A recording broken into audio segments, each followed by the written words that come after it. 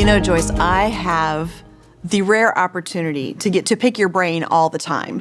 So as we're talking, I just love to ask you a lot of questions. And so that's why these candid conversations, I think, are so good for people to be able to hear some of those things that are so applicable in all of our lives. So today I was thinking I would love to hear, what is the best advice you ever got and the worst advice you ever got?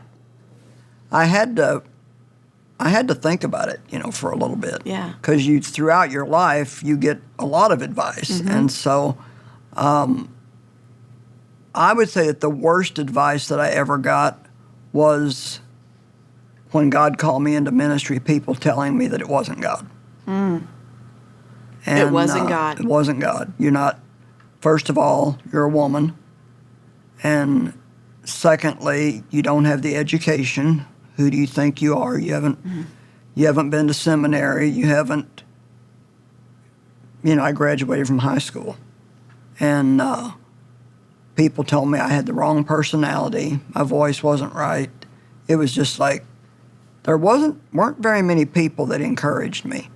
And that was challenging. And we lost a lot of friends, people that just said, if you're going to do this, we don't really want anything to do with you because we feel like you're wrong. Wow. And I look back now and it's like, I marvel that I was able to make that decision to go with God and just let everything else against all odds go against all odds. It's like God really does, I think, give us a gift of faith to do things. I don't know that I fully understood what a gift of faith was until I looked back and realized God, I couldn't have done this if God wouldn't have given me a gift of faith to do it. I didn't have any money. I didn't have any connections. There was no reason in the world for me to think that I could do this, except I did, and I guess I'm kind of bold and gutsy, and so I just a little bit stubborn, which is a good thing. Yeah, a little stubborn, but just imagine if I would have taken that advice. Yeah. We wouldn't be here today, and all these wonderful opportunities I've had to help people I wouldn't have had. And so you really, you don't want to be the kind of person that will never listen to anybody. But if you really believe down deep in your heart that God is asking you to do something, you really can't let people make the decision for you, because when it all comes down to it, we have to make sure we're God pleasers and not people pleasers. Yeah, that's great. And as long as you're seeking God all along the way, He'll redirect and help you. Right. Anyway, no matter what other people say. Right. And open the right doors. So that was the worst advice you ever got. What was the best advice you've received? Well, Dave gave me the answer to this one. He said, the best advice you ever got was to marry me. I said, I'll be sure and tell everybody you said that. Thanks, Dave. I think the best advice did actually come from Dave. But Dave was always, even when he was a kid, he was always good with money. He would save money. He actually hid it in his socks. He had a lot of brothers and sisters, and he'd work and save money, and first car he bought, he paid cash for it, and he always had the ability to be patient and save and pay cash for things. And so that says a lot. Yeah. When we started to build this building, we didn't have the money to build the building. And of course, normally when you need that kind of money, you get a loan. Mm-hmm.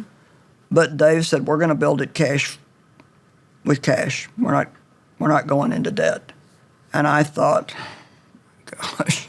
So that meant for me that I was going to need to ask all the time people to help us build this building. And that's the way you'd been doing the ministry all along, yeah, right? Yeah, we never had borrowed any money, or I always say the only thing we ever made payments on was a copy machine, a used copy machine that we bought from a Baptist church, and it was $500, and we asked if we could make 10 $50 payments. It's so funny when I think about it now. It took us 10 months at $50 a month to pay off that used Yeah. copy machine. We saved the money for the first van we needed, and we got $1,600 together, and it had bald tires and rusty wheel wells, but that's what pulled our little bubble trailer. And he just never wanted to Yeah. borrow money. He just said, I want to go cash. And he would have, when we started building our building, if we would have gotten to the point where we had no money, he said, I'll just stop building until we save some more. And That takes some discipline. Yeah, we were so overcrowded where we were at. I mean, that 1,700 square feet that we had rented, that we thought, how in the world we ever fill this up? I mean, we had desks in the hall. We had people everywhere you could possibly put a human being. And so we really needed the space. Well, at that time, our ministry was growing so fast that by the time Dave got done with the plans for the building, he realized that it was already way too small. Wow. So we had to go back to the drawing board and double the size of the building. And therefore, you need more money. And therefore, we need more money, twice as much money. But we did it all in cash, and our ministry has never made a payment on anything. We've never paid a penny in interest. And boy, what a relief and a freedom that is, Yeah. to not have that hanging over our head that we owe maybe millions of dollars on a building. And so I'm very thankful that Dave just persisted and insisted that we do that. I mean, I suppose if I would have just gotten, aggressive enough, I could have talked him into borrowing some money, but I'm so glad that I listened to him and didn't do that. So what good things did that advice lead to? What did that teach you about the way God works or the ministry? That you don't have to be in debt.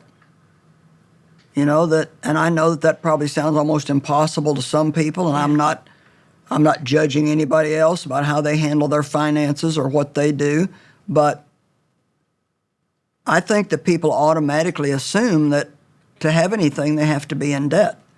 And I understand that to buy a house, most people are going to have to make a payment on it. Or like people assume they could never pay cash for a car, but you could if you saved for it long enough, just to wait on things and not just to think because you've got a bunch of credit cards in your pocket that you have money, because you're going to get the bill. And I just hate to see people under the pressure of debt. And so many people are. And Dave and I had been there, and it's just, I think that it's really God's best to not be in debt. But people are so impatient, and the world makes it so easy now for everybody to borrow money, and they encourage borrowing money. Right. And they, now it's down to you can buy something and not make a payment on it for 2 years or 3 years, and that's such a trap for people, because eventually you are going to have to pay for it. It'll come around. And half the time you don't even know what you did with it by the time you get around to paying for it. And so that's not being in debt is very wise if you can do it. And like I said, I'm not judging anybody else how they handle their finances or what they do, but I think anybody would like to not be in debt. And there may be people listening thinking, well, that must be nice for you, but we don't have that kind of money. Well, we didn't either. And it wasn't nice for us. If you want to know the truth, it was hard. Yeah. Because we had to wait a lot longer. I think it was one of the best pieces of advice that I ever got. Well, I love the way that both of those, bad advice, good advice, God takes all of it and he teaches us so much Right. through it. Yeah. And he does have a plan that just guides, and that there's so much that we can learn from your experience. So Well, thank you. I'm glad I got to suffer so you can all learn. We're very grateful. Thank you so much. Thank you.